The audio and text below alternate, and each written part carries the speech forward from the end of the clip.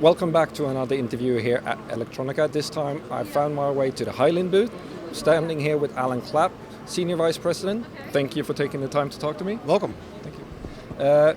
Question here. 2022 has been a year with a lot of events, let's say that way.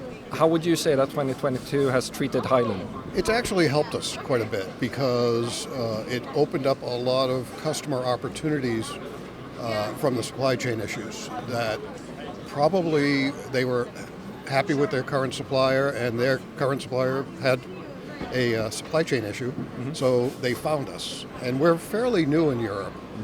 We acquired a company in 2015, and it took us a few years to get the right management team in, and so it helped the Heiland name because we had the inventory position. But you're not a new company per se. You're turning 50 in general. We are, but not in Europe. No. So, and it was marketed under the MPS name, which was the company we acquired. Yeah. But speaking on the past 2 years, 2022 hasn't been the only year with supply chain issues and things like that. We have the pandemic, we had the shortage and everything. How did Heiland manage to weather that storm? So it's amazing how quickly we got people home at first, and then gave them the tools to be able to virtually relate to customers. And again, I think the longer it went on, the better it was for us. And we were able to basically take advantage of it because we had the people, all new people, but they were getting introduced to a bunch of new customers. So being a very small part of the market in Europe helped us. Yeah. So I also heard that even during the pandemic and everything, you guys actually managed to hire new people. Yep.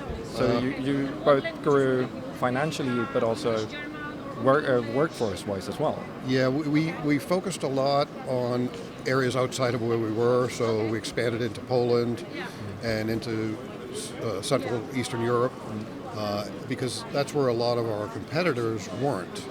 So it opened up a market that we were one of the only distributors with feet on the street. We just opened a warehouse this past year, so it's a great opportunity for us to differentiate ourselves from our competitors. So we've basically passed 3 years with, let's just say, less than normal circumstances. Yes. What are your hopes now moving into 2023? Well, so in Europe, overall, as a company, we're expecting low single-digit growth because in America and in Asia, we're quite substantial. In Europe, we're still growing, so I believe for Europe, we'll continue to see the growth, and we'll continue to see like 25 to 30% growth per year for the next few years. Sounds quite substantial, actually. So. Yeah, we'll close this year right around $50 million in Europe, which is double, even more than what we did when we acquired MPS. So it's been a good run. It's been a good run. Yeah. And I wish you the best of luck reaching those goals. Yes. And speak to you next year. Thank you.